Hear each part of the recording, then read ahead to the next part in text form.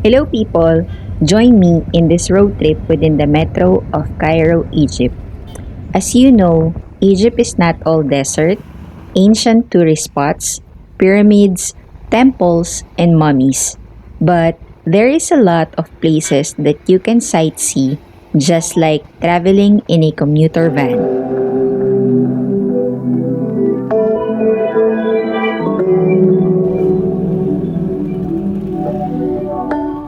For the people who haven't been here or haven't seen what Egypt looks like, here is a roadside tour for you. The beauty of cruising to the inner part of Cairo is you will be able to see the Nile River, the longest and biblically famous river in the whole world.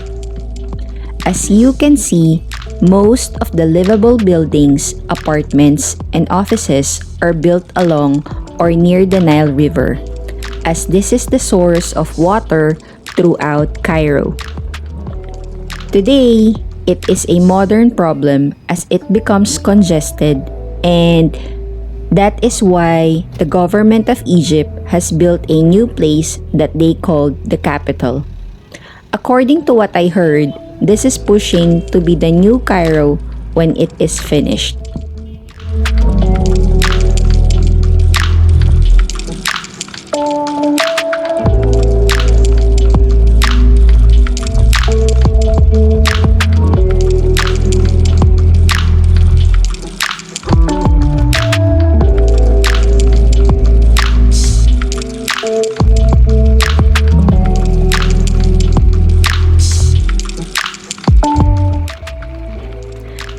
As you may also see, big boats are parked alongside of the Nile and the road, as this provides river cruises. These boats have bars, all-you-can-eat restaurants, coffee bar, and some belly dancing entertainments. They usually take you for about 2 to 3 hours of cruise just along the City Nile River line.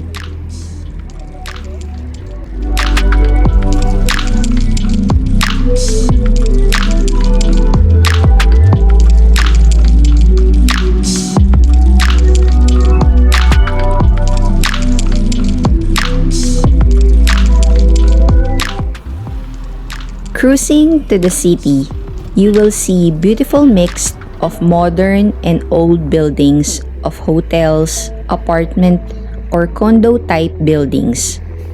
The old buildings are influenced of European architecture which provide beautiful aesthetics. Some are being preserved or restored but more of being forgotten because of the rising and modern architectures. And as for the transportation in the city, you can ride a van, minivan, bus, taxi, Uber, train, and tuk-tuk. But that is according to where you are going.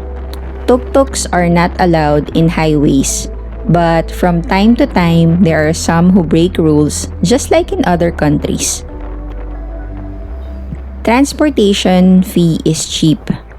But please keep in mind to have small bills or change as the drivers will not care to change your money when riding a van, minivan, bus, and tuk-tuk. And that's in any time of the day.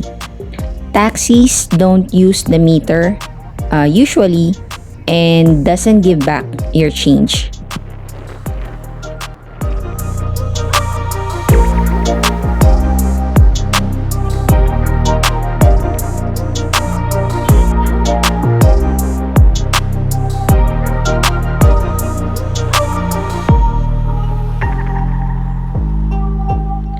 Crossing the streets can be challenging. Some use the pedestrian lane and footbridge, but mostly you fight for your life when crossing the streets. Drivers here are very aggressive, having a sense of fast and the furious in the highways. They are actually pretty good in almost or preventing accidents. They maneuver the roads as if no other vehicles are also driving in the same road. Maybe because the roads here is super wide because Arab countries are blessed with massive lands and natural gas. But if it's time, major accidents still do happen. I actually have two car accidents that have almost taken my life to my experience on the roads of Cairo, Egypt.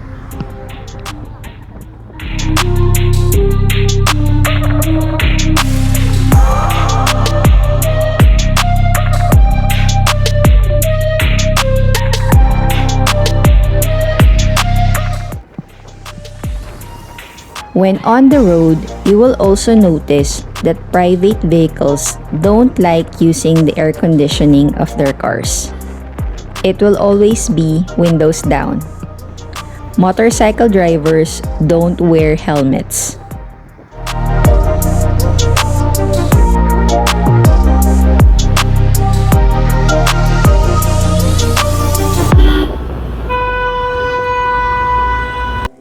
As for the weather, the summer months of May to October is very hot, that it can go up to 41 to 42 degrees. As a commuter, I advise that you ride an Uber, and as for the other form of transportations, it is really hard because when you open the window, you will be greeted with a gust of very hot air that it can dry your skin and hair. But when you close the windows, you'll get suffocated as it is also very hot and smelly. I actually salute the females who wear hijab during these months and at the same time fasting during Ramadan. As for the winter, the months of December to March, just open the windows a little with your ride as during these times a lot of people are coughing because it is flu season.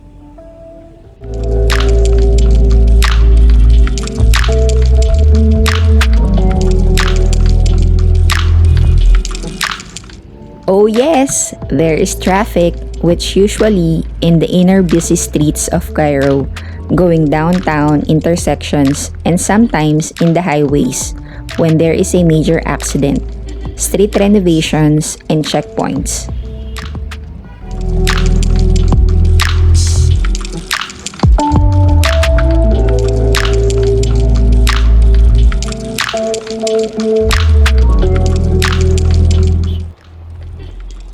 Don't get confused or scared when cruising at night if people are honking horns and shouting, because that is when Egypt football team is playing.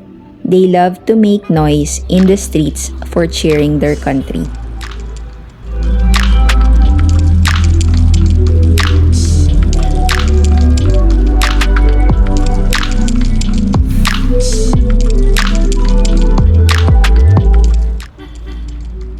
In Ramadan, everybody is in a hurry and agitated on the road between 3 p.m. to 5 p.m. as everyone is hurrying to go home to attend the iftar after a whole day of fasting. So don't get caught in those hours of the day. Plus, all stores open late and streets are not congested before 2 p.m. to 3 p.m.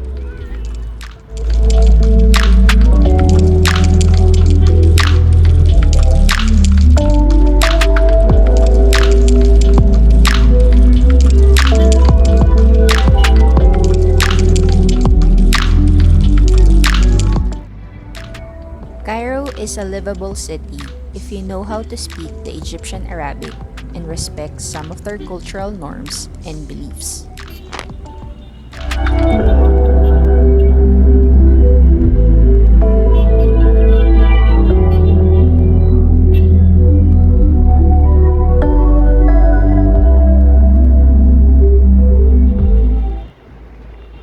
As you can see, just by this road trip, there is a lot to see and learn in Cairo, Egypt.